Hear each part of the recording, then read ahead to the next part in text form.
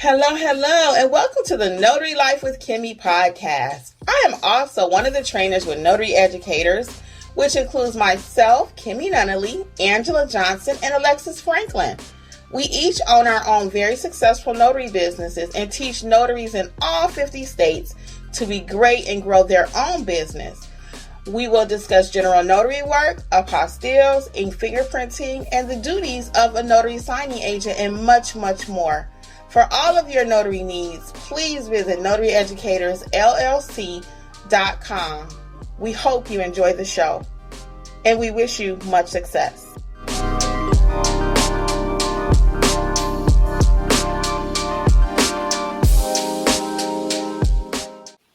Hello, and welcome to Notary Life with Kimmi. I am Kimmi. I am here with Angela and Jeffrey. Alexis is not here. I'm so tired, y'all. I'll let them introduce themselves.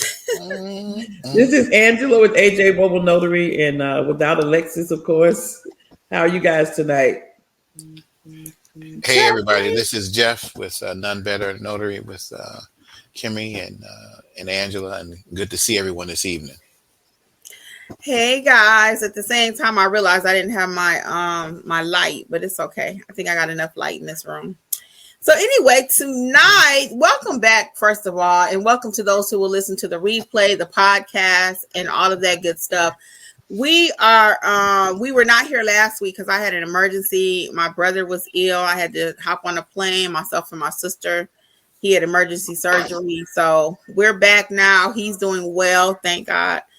And he's doing good. So that's it on that front. So we were not able to go live last week, but tonight we have 5 burning questions that notaries always ask, and there are way more than 5, guys. I just had to limit it because we only got an hour. But there are way more than 5. But these are some of the top 5 that I've gotten recently. So I said, you know what, let's just talk about it, and we'll just chat it up with Angela and Jeffrey. Alexis wasn't able to join us tonight. Hey, Donna. Hey, Ani. Welcome, everybody. Welcome. So we're going to start right into these questions because there's so many, okay? And I want to get your feedback, too. So, thank you, Stacy. And I thank you all, too, for the well wishes. Many of you dropped a little line in there, hoping he was better. And we really appreciate it. It helped me to feel good, too. Hey, Rachel. How's it going? So let's get right into it. So the first question is, and this is the number one, I guess. They're not in any kind of order, but the first question is, why would someone pay a notary when they can get a notary completed for free? Why would they pay us? Would you either, Jeffrey or Angela, like to start the conversation? Why would they pay us to come out when they can go to their bank for free? Well, I'll start it. I'll say something to... Oh, go ahead, Angela. Go ahead. Go ahead, Jeff. Okay. Yeah, I was going to say they would need us to come out because, let's say, at their bank, they may not be able to do it. The bank will not take certain liabilities. They don't want to be liable for property. And in some cases, that would be the reason why they would need us as a notary. Anything else, Angela? I don't know. Yes, because what I thought about was probably heard the story. A friend went to the bank because it was free, and I had a charge with mine, of course.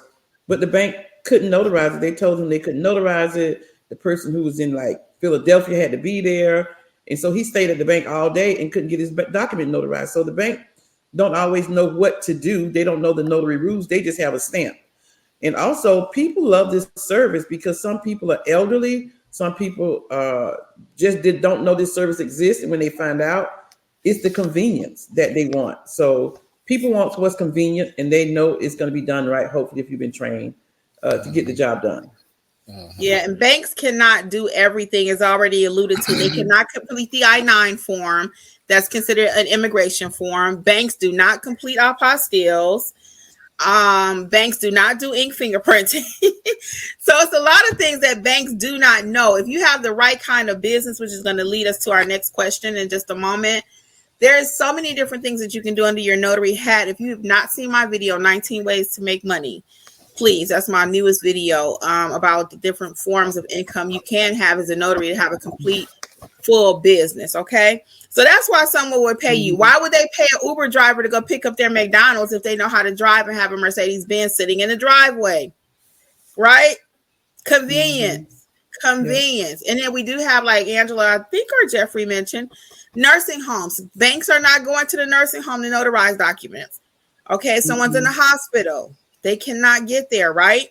So a lot of times notaries don't even know, banks don't know how to notarize documents, right? They do the same thing that's just being shoved in front of them, but they don't know how to add an attachment.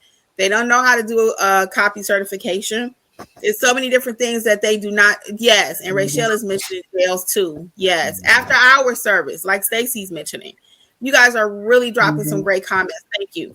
So those are also additional reasons why they would pay us instead of going to their bank or somewhere for free. The next question we always get is, can you really make money as a notary? Can you really make a living being a notary? How about Angela? You want to start that one out? Well, the short answer is yes. It does take effort. It takes time. Oh, I'm sorry. That's my client. As we already say, we are working notaries. We're not just on the screen.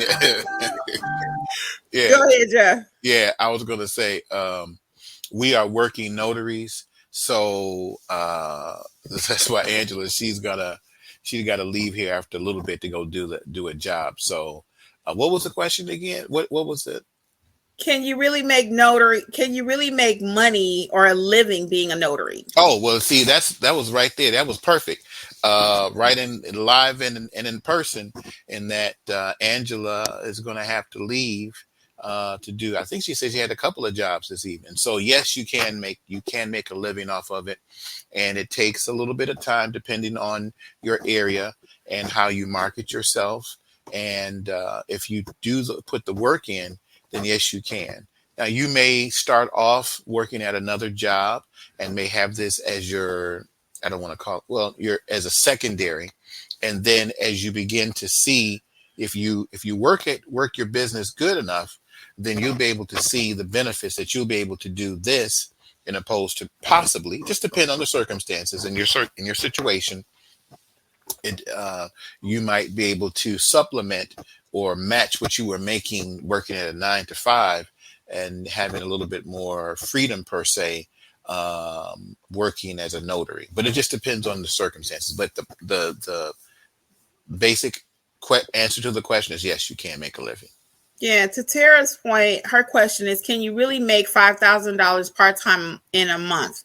You really can, Tara. I did a video, and I don't do them a lot now because it's just, I guess you can still do it. The numbers still work, but I did a video that you can make $10,000 a month as a notary. And that's if you make $385 per day for 30 days. That equals over $10,000 per month.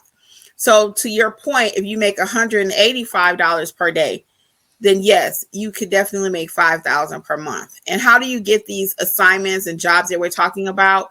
You go out there and market yourselves. You go to hospitals, nursing homes, attorneys, estate planning attorneys. A lot of talk about that right now.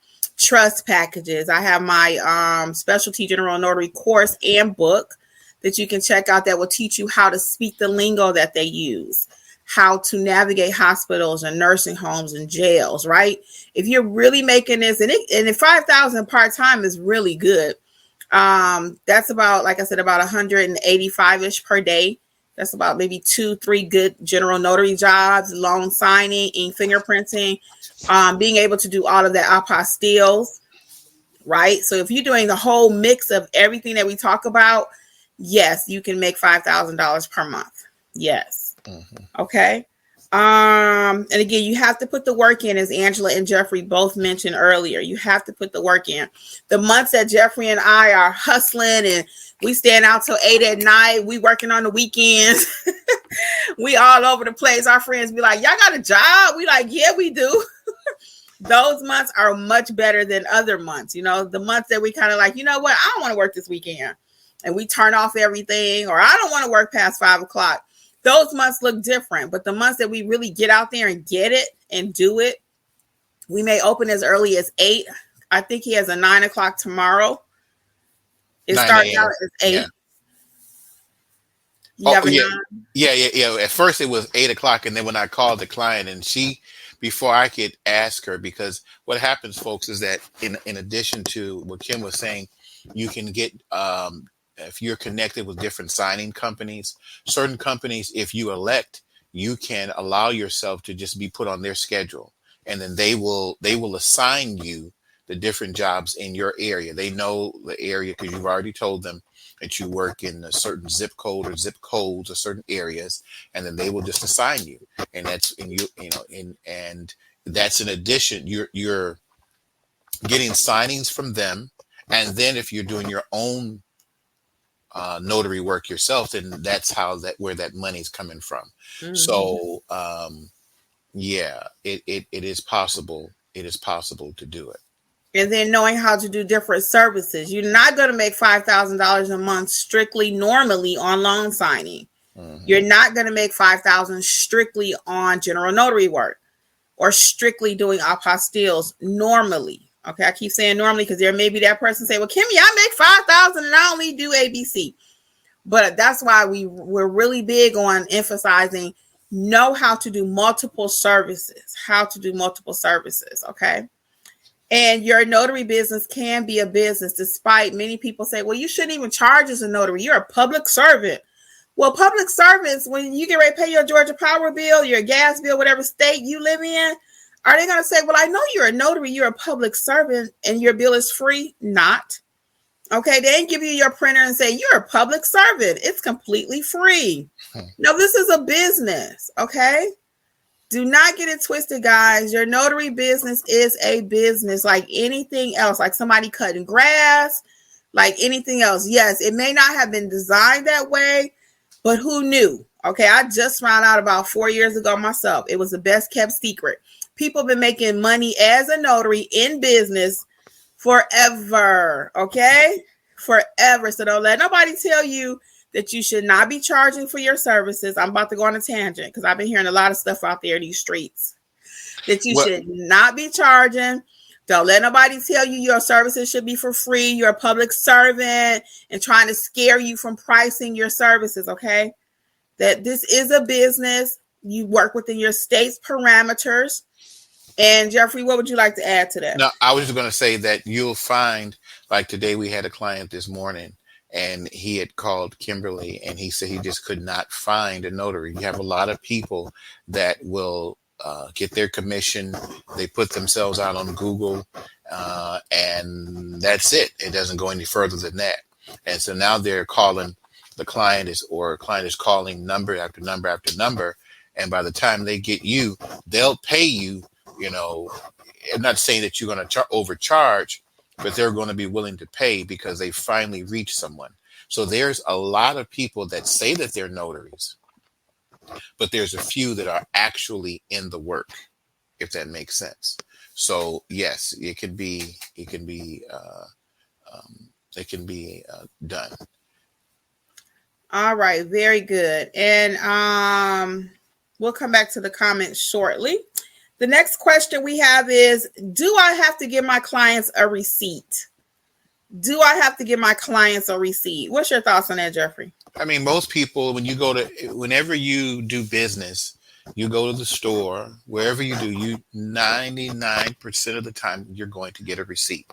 So if you want to be considered and present yourself as a reputable business or a business owner and providing good service in your community, then what would you want to do? You want to have a receipt so that that person could possibly take that receipt, depending on the type of job that's been done for them or that you've done for them.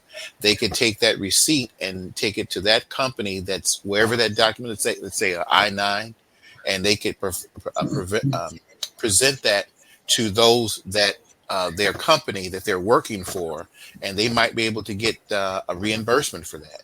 So yes, you want to give them some sort of documentation. Mm-hmm. Yes. So you want to give a receipt. When you go to McDonald's, Quick Trip, anywhere, you give your client a receipt. And not only do you give the receipt, no, Stacy is saying only if they ask her for a receipt. No, always write a receipt, even if they don't ask you for it. Okay. You give a receipt. It could be electronic, it could be paper, but just like any other business, and that covers you also. Okay. That lets them know you are a legitimate business. When you go to McDonald's, and matter of fact, there was a scam going on at McDonald's a long time ago, but it reminds me, and Dunkin' Donuts and all these different restaurants, you may have been there before, and it says, if you don't get a receipt, let the manager know. Right. Why? Because they were stealing money. They would ring up things at the restaurant. People pocket the money and then delete it or back it out, and they keep the cash. So this is your business. However you handle it with the cash is your business, or however they pay you. But it just shows being authentic, working from a space of business, being professional. So you always get a receipt, even if they don't ask. Okay. Right. And then when you give that receipt, one more tip, and I'll let Angela see if she want to add something. You itemize the receipt. What did you charge them for? Is it is it a travel fee on there? Are you charging them per scan? Are you charging a copy fee? Are you charging a witness fee? You always want to itemize it also, okay? Make sure it's crystal clear what they paid for. Angela. And I agree with that. And also with the receipt, it's even easier keeping up with your business expenses, because if you can't remember something, you can go back and look at your receipt book. So you're providing the customer with the receipt, and then it also helps you keep track of your business. That's like probably the third way you can keep track of your business. If you have Notary Gadget, that, and then you have your Square. Jeffrey, can you show that stack of receipt books that I'm about to throw out? It's right there on the side. Oh, hold on a second. Because I just did a little cleaning this morning, and let me show you guys if you can see the visual here. I know some of you are listening to the podcast, but on the visual, I want you to see how many receipts I actually pass out. I give every client a receipt, but this is just a stack of my receipt books. Let me see. Can you show you really quick? And then we'll go on to the next question. It should be pretty handy because I just cleaned out our filing cabinet. Can you show that stack of receipt books? Yeah, if you all can see it. Look at that. How many is that? Maybe 10, 12? 2, 4, 5, It's more than 10. 9, 10, 11, 12, 14. 14. Get it, Angela. Know that number. Yeah. So, and these are the ones that we had started off with. They're about like 50. You can hold it up. You can hold it up. They're like 50 sets per pack. So if you do 14, 50. Yeah, all of these are 50. So 50 divided. I don't know. 50 divided I just say by 50 times 14. 50 times 14. So that's over 700 notarizations right there. Yeah. And then that's just a few of them. I have some new books that I've been using. I didn't throw those out yet, but those are custom. I did that on Amazon. I paid $150, I think, for 600. And that was just the upgrade. You do not have to have custom receipts, but it was kind of one of those things like, you start growing in your business. It was just something I wanted, and I just like it. So we did it. Next, what is it like to go into people's homes? For those of you who may not be loan signing agents or even notaries yet, and you do more general notary, maybe at coffee shops or whatever, what is it actually like to go into people's homes? You want to start there, Angela? Yes. Because I feel that I am a very clean person. And some houses are so clean and crisp that I come home feeling like I need to clean up, even though my house is already clean. And I like going in houses where, it's nice and everything is in place. But on the other hand, I have went in houses that were filthy. And so I'm saying that to say, when you go in, you just really got to put on your game face, not show any expression, and pretend like you don't even see it, even though I'm doing like this, looking all around. But you got to realize you're there to provide a service. You're not going to be overly concerned about the unkept house or the very clean house. And I talk to them just like I talk to a person whose house is immaculate. And then usually, I ain't going to go into that. But anyway, you just really have to show respect for people when you go into their homes, because you're providing a service. They're paying you, and they called you to provide a service. But it's hard for me. Jeffrey, what's your thoughts about going in houses? I try to. You never know what you're going to run into. Yeah. It's kind of like what Forrest Gump, Forrest Gump's mother says, life is like a box of chocolates. You never You know never what you're know going what to you're get. gonna So Oh, you tell them don't. about the day we had fleas. Oh, I was about to say that. I'm about to talk about it. So we did a job. It was in the summer, during the summertime, and it was on a Sunday afternoon because it was during the football game, get. and the guy needed somebody to come. So that's the reason why, folks, you don't. Back to the first question about notaries not being. What was the question about public servant or something to that effect? Mm-hmm. That it's Yeah, not free. it's not free. So he called and he wanted us to come, and it was on a Sunday afternoon. And I'm sitting there watching the game, and Kim said, "Well, we got a job." I'm like, what in the world? So we went, and he's watching the football game, but he was the air was a little damp, in the air where the house was at. It's about around a lot of trees, and I had my shorts on because it was it was thick it was right in the middle of summer. It was like 90 some degrees outside. So I had my shorts on, I had like a nice shirt on or whatever. But so we're doing, we're sitting there at his table, and I scratch a little bit, and I said, "Wait a minute." So I scratch again. So what is going on? I said, "Wait." I start saying, wait a minute. And he had a dog sitting there. He had a big old dog sitting, but he was sitting over to the side. And he had carpet. He had that almost like that shag carpet from the 70s, Oh, the fleas So, was bigger than that carpet. mercy. Oh, girl, I'm itching thinking I'm about saying we it. got to get out of here. So I'm trying I'm to. itching thinking about Yeah. it. So I'm trying. When I go, Kim usually does the jobs. I'm there one as to support, to help her with the signing, and also as bodyguard because I don't like her. So, but in any case, I'm maneuvering stuff. I'm trying to maneuver it quick because Kim has a tendency when we go to a job, I said no chit chat. No Depending chit-chat. on the situation, if the person can just and that we can get into another conversation about that. But in this case, I'm like trying to maneuver, and she was trying to talk a little bit, and I'm trying to push, this paper over here, and here's the receipt, and so she can just handle it, But I'm trying to maneuver so we can get out of there. So we get outside, and I'm like, oh my goodness, and she's scratching, I'm scratching. I said, well, that house had fleas, so you never know what you're going to get, folks. So you have to be prepared. But when I go, I make it a point, especially as a man. I don't want to go in and I'm looking all around and I'm looking up and down and say, "Ooh, you got a nice this and you nice that." I act like I don't even see it, even though in the Right. front of my eye I see it.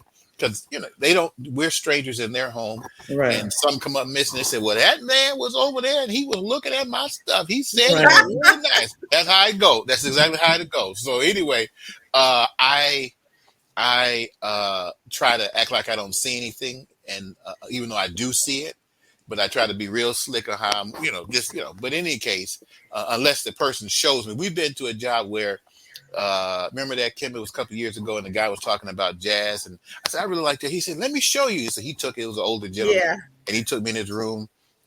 He had all his pictures of the different jazz artists, crew. She the one gave us a gift card to Chick-fil-A. Oh, that's right. That's right. He gave us a gift, and we went out to breakfast after that too. So, folks, you never know if you treat people with respect. You never know what you're going to come out with. You never know how you're going to come out there. So, to your point there, Kim, about it could be interesting, but you have to put your game face on, like Angela said. And that's why, guys, we teach you to really use your screening questions.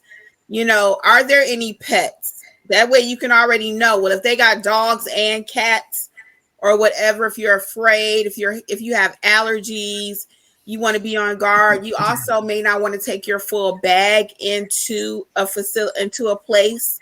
When I go into nursing homes, especially at the height of COVID, I would only take my bare necessities, an ink pen, a journal, and my stamp. Bare necessities. So don't take your full bag in some place if you're already feeling uncomfortable. And some clients, I'll say this last thing on this: if they tell you, well, you know what, my house is kind of dirty. Do you mind if we meet up at Panera? Take them up on it. Take them up on it. Believe them when they tell you, because they already know how bad it is, or they'll tell you when you get there, you know what, do you mind if we do it outside? The house is a little untidy. So take them, believe them when they tell you something. Okay. The next and last question we have is, do notaries have to provide witnesses? Do you have to provide witnesses? Angela, what's your thoughts on that? You don't have to, but it's best if they don't have one that you have someone available. Because if they don't have the witness and the document calls for a witness, then you don't make any money. You can't notarize the papers.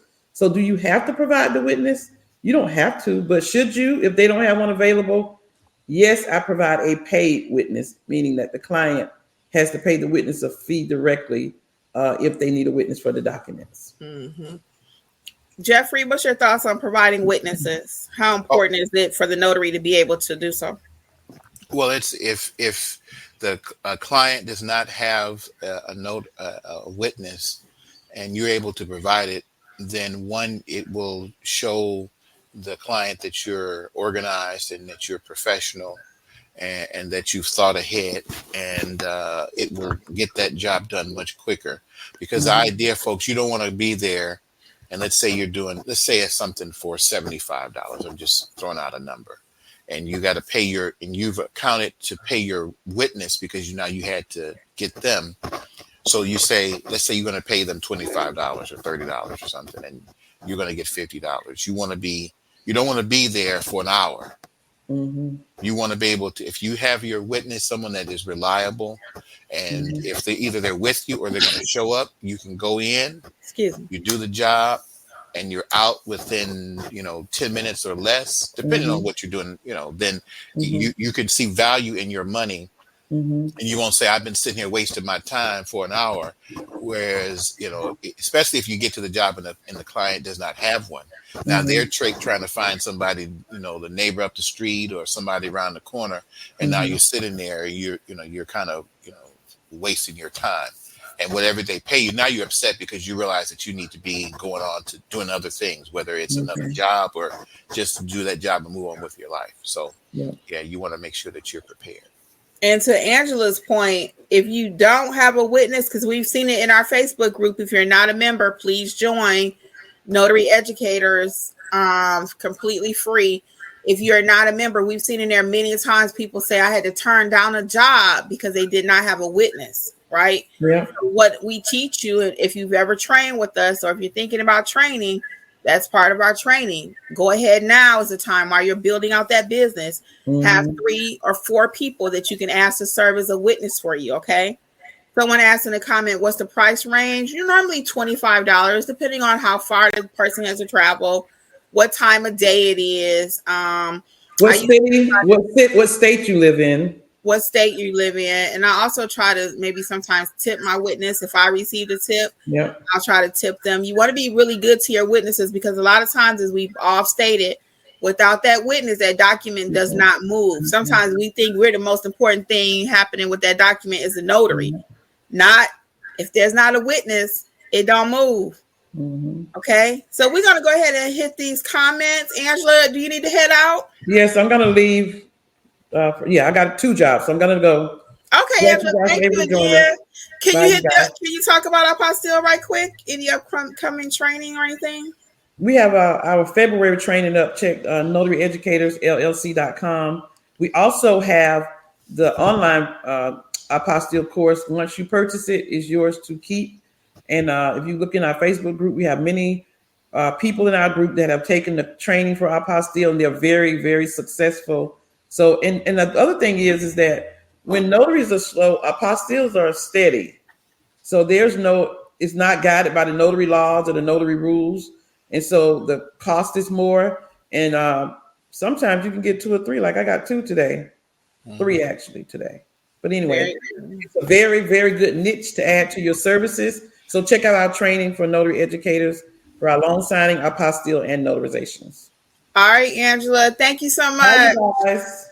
Okay, bye-bye. Be safe out there. All right, Jeffrey. So why don't you do the YouTube comments, the ones with the red by it, and I will do the blue for Facebook. All right. So starting over, we just had Miss Donna, Miss Oni saying hello. Miss Stacy Watson said, glad to hear about your brother. Miss Rachel says, good evening. We have someone from Goodwin at Texas. Actually, that's Mr. Godwin. Oh, Godwin. I'm sorry. Godwin. Hey, Mr. Godwin. Hey, everybody. Welcome. Yeah, and then we have Miss Oni was mentioning about that when we were talking about the importance of having a notary, that they're paying for a service and a convenience. We have a new person that found us, Lovelle's mobile notary service. Welcome. So welcome, Mr. Is it Novell, Mr. or Mrs. Lovell? If I'm saying it right, welcome to, is it Romika? Yeah, Romika from Houston. Sharon Robinson has told me so much about you. So good to have you this evening. All right. Thank you, Sharon. We love the word of mouth, guys. Spread the word. Spread the word. Pass it along. Thank you. And then we have Miss Stacy Watson talking about after. I think you were talking about the different ways that we show our being a mobile notary is a benefit, like after hour service, being convenient. Miss Shannon, I think you mentioned about Kimberly about some of your videos, and Miss Shannon's going to check it out. Some Miss Rachel talked about jail signing. It's only 24-hour services. We talked about from Tara, can you make 5,000? You addressed that. We have Miss Pearl says that she's charged $30 for a loan signing. And then another question there. I think there's a question. Why aren't more states on board with officiating weddings? You want to answer that, Kim? Yeah. Hey, Rachel. So with the wedding officiant, some states allow you to serve in that capacity, strictly only being a notary, right? But if your state does not allow you to officiate weddings as a notary, you can always go on the back end. There's a workaround. There's always a workaround. That's going through like Universal Church Life, and you can become ordained that way, the 5-minute process, and then you can officiate weddings that way. So some states like Florida, just because you're a notary, you can officiate. Our state does not allow that, so we have to go around the back door, okay?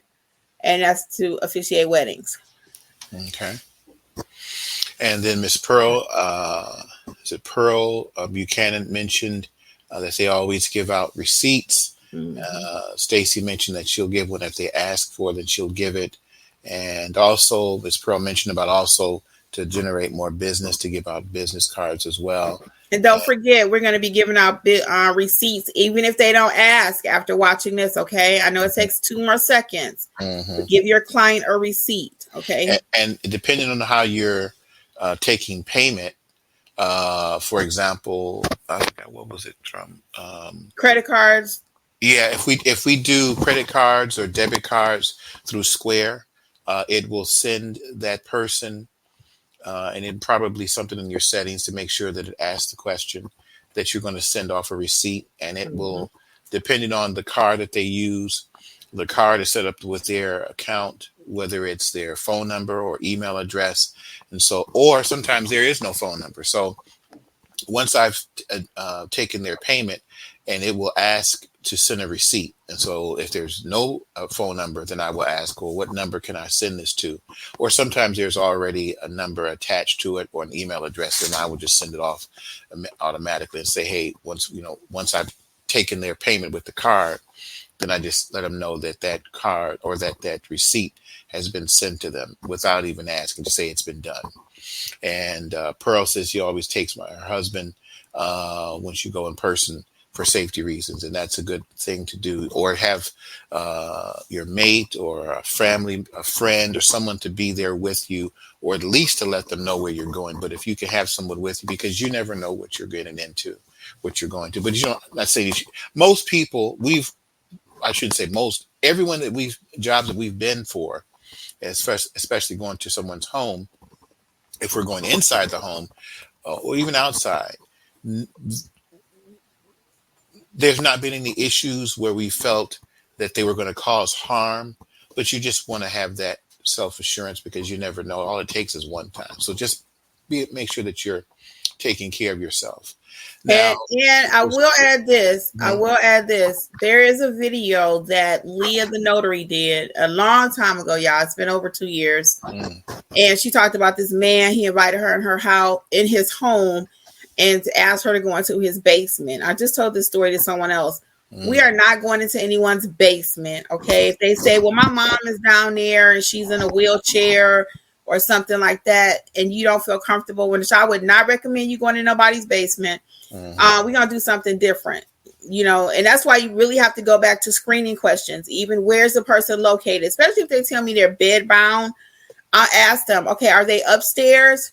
Are they in the basement? I ask those questions because I want to know as much information as I can prior to walking into the situation. I'll compare that to if you go to the doctor's office before they just start doing surgery, they're going to confirm where is the cut supposed to happen. Are you allergic to anesthesia? What other medications are you taking, right? So same thing as a notary. Our business is very serious, and that's again why I ain't getting ready to go on a tangent, but we ain't doing free notaries, okay? This is our business. We are skilled professionals, all right? We take a lot of risk. We have insurance. We are not just a fly-by-night anything. This is a real lucrative, real credible business. So you ask those screening questions. You want to know, where is your client in the home? Again, do you have to go upstairs, downstairs? Cats, dogs, who all signing? How many witnesses? You have to ask those questions, okay? If you need training, it would be our pleasure to assist you. We have the Notarize Like a Pro self-paced, and also Notarize Like a Pro, the course, okay? Live training via Zoom and one-on-one, whatever you prefer, we got you covered, okay? But you got to ask those questions. Okay, next, Jeffrey. I think the next question, what's the price range for the witness? We kind of talked about that. $25 is standard. Again, you're going to always tip your witness. If you can, if you've received a tip, I believe I'm being very generous with my witnesses, because as we already stated, if you don't have a witness, it's not going to happen. You also want to think about how far they have to drive. If I have a job that's excessively far and my witness is driving like an hour or 30 minutes, I'm not going to give them $25. I'm going to increase the price to my client where I can pay my witness even like 30 or 40, because they know you want to be fair. Think about you. Would you want to drive a half hour just to be a witness for $20 or $15? Yeah, so those are things to think about. And it depends on a number of scenarios, like Kim mentioned. If the witness is meeting you at that signing, we've had that happen where the witness met us at the signing. If they're with us already, that's another story. Then they're so those are just a few variables to keep in mind.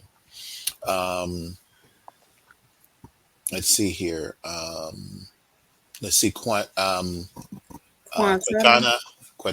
Wright was asking, do we have any marketing for apostille? Because she said she just brought online training. Oh, hey, Quintana, reach out to Angela, okay? So she can give you some tips on how to market that.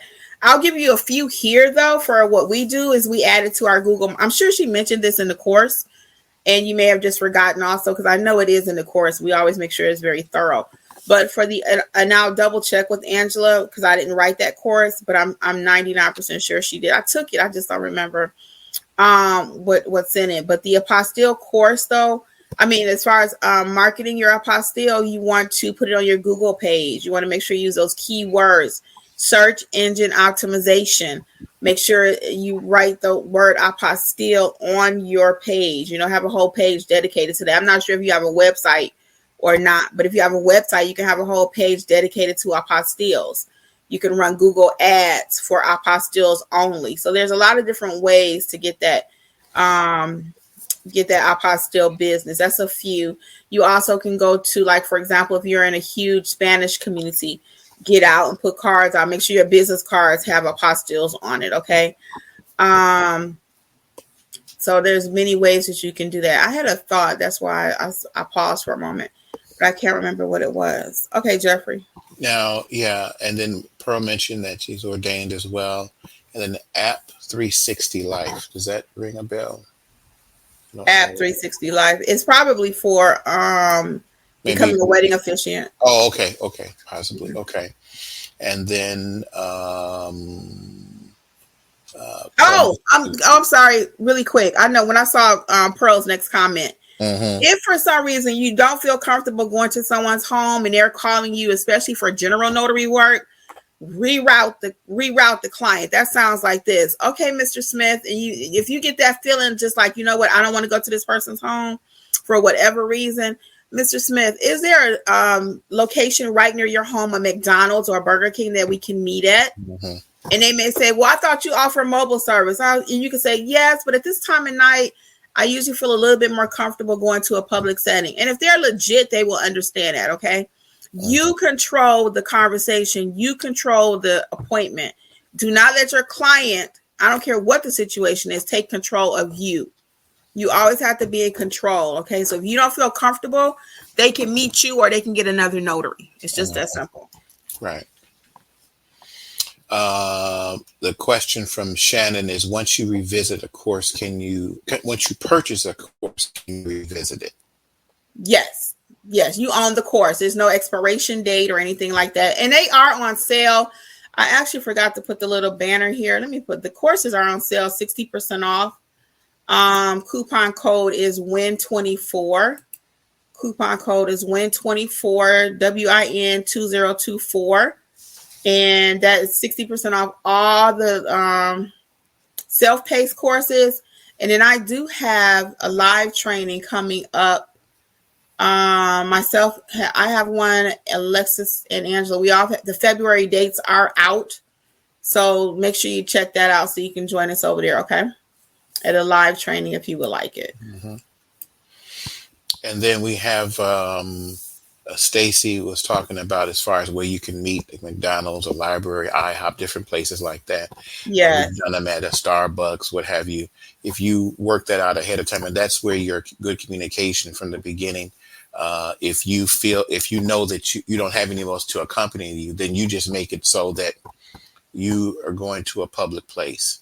And you can find something that's closer to them since you're going to be going in that direction, or depending on the distance, it just depends on the circumstances. But we've done many of those where we've met at a public place, or you don't even have to go inside their home. If you get to you ask them beforehand, so listen, are you able to come out, especially when it's warmer? And what we did during COVID, we rarely went into someone's home, especially in the height of COVID.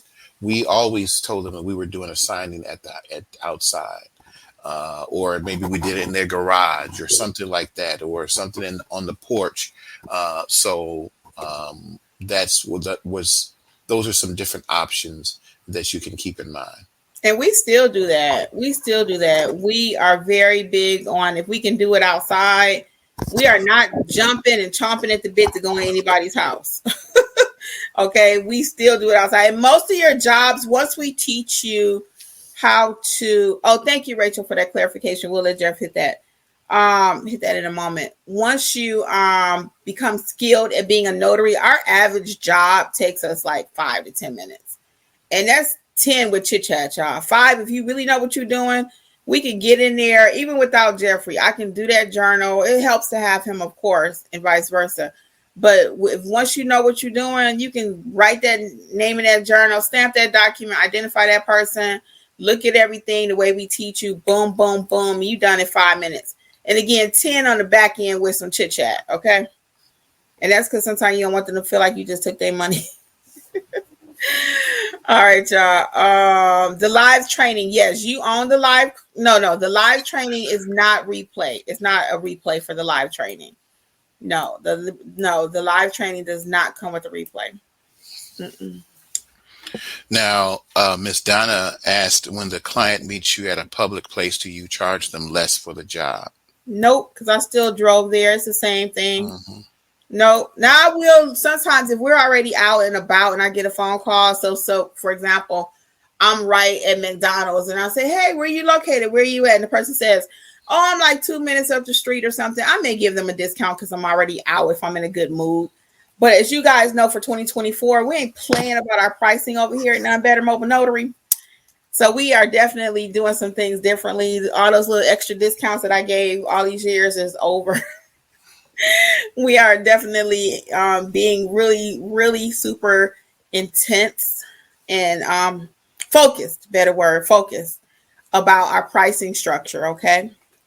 And I want you all to have the same thing too. Yes, we got to get that money. You got that right. Oh, so we got a clarification, Jeffrey, on The App 360 yes, is what App GPS, 360 and your is. family or friends can keep track of you where you're at. So yeah, Thank you you, can do that. Rachel. Or you can also, if you with your Google, for example, if it's your family members, I'm not sure if it has to be on the same account. I'm not sure, so don't. But with Kim, I'm able to track her, and she's able to track me, so I know where she's at, wherever she's at, via your Google Maps app. I'm able to track her because So yeah, he got a tracker on me, y'all. He got a tracker. Yeah, I know if she's been. I've known when she's done certain jobs, and I knew the job that this is a couple of years ago. I don't want to get into I don't know if I don't want to get into that part, but I knew the type of job that she was doing, and she took someone else as her to be her witness. I think it was her mom, and I knew the type of job, and I could see where that she had already got there. And after like 10 minutes or 15 minutes, I said, okay, something's going on. She told me later on that the job was a little interesting, but I knew that it shouldn't take that long for what she had to do. So the point of it is, folks, is that you can make sure if you don't have someone else coming with you, you can either meet outside their home, meet at a place close by, and in any of those situations, they're able to track you, your family members, just so they know where you're at. Mm-hmm. And we actually did a whole video, guys, a whole live about how to be safe. So go back and check that out. I want to say hey to Swan and good night to Pearl. Yeah, and everyone else that's here. Stacy, hey. She says iPhone location. Mm-hmm. Thank you, Stacy, for that tip too. So one more thing when it comes to that safety piece of it, guys, if you don't have a spouse or a boyfriend or someone like that, make sure you let someone know. You have a friend, family member, somebody, even if they're not in the same state, especially after hours when it's dark and anything crazy. Hey, I'm going to this address for a job. It only takes 2 seconds to text somebody where you're going to be at and let them know. Okay. And signing companies, that's another reason why you don't just change signing locations and change signing times. That's a way for them to know where you are. Safety reasons. If you're taking too long on an assignment, now don't let this be your only way of being protected. But if you, especially some companies, they'll have you update when you finish the job. And if you take too long, like an hour or two, whatever, they're like, hey, is everything okay? Mm-hmm. So don't rely on that, because I don't even work with that company anymore. But I had to actually clock in almost when I arrived at the assignment. I didn't like working with them. That was a little bit too much for me. But I had to clock in when I did the assignment and then clock out almost when I finished electronically on the phone, right? I think that's a little bit too much control. However, it could be a safety, a safety reference too. So. Mm-hmm. What else do we have going on out there, Jeffrey? I think that was it. Oh, I think just Rachel mentioned that she broke down in a wooded area and her husband was able to help her. So yeah. Ooh, girl, yeah. So that's frightening. Yeah. That's when because you never know, especially if you're going to these jobs. For us, in our area, we're in the Georgia area, and it's amazing how we go to certain places, a lot of places, and we've never been there before. And 15 minutes down the street, but now we're taking twists and turns because the way our area, it's not just like up north, everything is on a grid level, streets cross into each other. But here you can take a street and then it'll wind you all around. You'll be on the other side of town without knowing it. And even though it may be the same street name or what have you. So if you don't know where you're going, sometimes you may not know where you're going. You may kind of have the idea, but once you get to that subdivision or to that area, or to that location, to that, then things a little bit could be different. So just make sure that you're letting someone know where you're at. Guys, thank you, Jeffrey. Appreciate that. I want to share some different things with you may not know that we've added to the website. There is now a link for you to get your EIN number for free, completely free. Do not pay anybody for your EIN number. There's also a link over there under free resources about LLCs, what they are, direct link to the IRS. There's also a beautiful how to start your business pamphlet or flyer that Alexis created. That's over there, completely free, downloadable. Also, all of the self-paced courses are on sale, 60% off again. Coupon code is WIN24, WIN 2024. The February class dates are available. There is still spaces. We just put those out, so plenty of spaces. Right now, we'll try to keep you informed as how many spaces are left, but plenty right now for the month of February. Alexis has the long signing training. So just check out all the different trainings at notaryeducatorsllc.com. Do we have any more questions? We'll hang out for another couple minutes. If not, Jeffrey and I will wrap up. Let's see, any other questions we have really quick? Another 5 minutes or so. Let's see. Anything out there? Give you a second to type it. As usual, guys, we want to thank you all so much for your support at Notary Educators. Oh, hit the like button. Donna, thank you. She's taking Frank's place. Thank you, Donna. Please hit the like button, people. That's not asking too much. I always forget. And I don't know why, because that really is important. So hit the like button for me. Yes. And it is so nice to be back. I'm telling you. Well, I'll be back again sometime this week based on my schedule. I got to see what else we got going on. I know we got jobs tomorrow, but other than that, we're going to go ahead and say good night. And I will be back again during the week just to chit chat. I love doing that. I figured out how to do it kind of quickly on my phone. All right, guys. Well, until next time, this is Notary Life with Kimmi and Jeffrey. All right, folks. Have a good one. Thanks for joining us this evening. All right, guys. Be safe out there. Much success. Bye now. Bye. Hello, and welcome to the Notary Life with Kimmi podcast. I am also one of the trainers with Notary Educators, which includes myself, Kimberly Nunnally, Angela Johnson, and Alexis Franklin. We each own our own very successful notary businesses and teach notaries in all 50 states to be great and grow their own business. We will discuss general notary work, apostilles, ink fingerprinting, and the duties of a notary signing agent, and much, much more. For all of your notary needs, please visit notaryeducatorsllc.com. We hope you enjoy the show, and we wish you much success.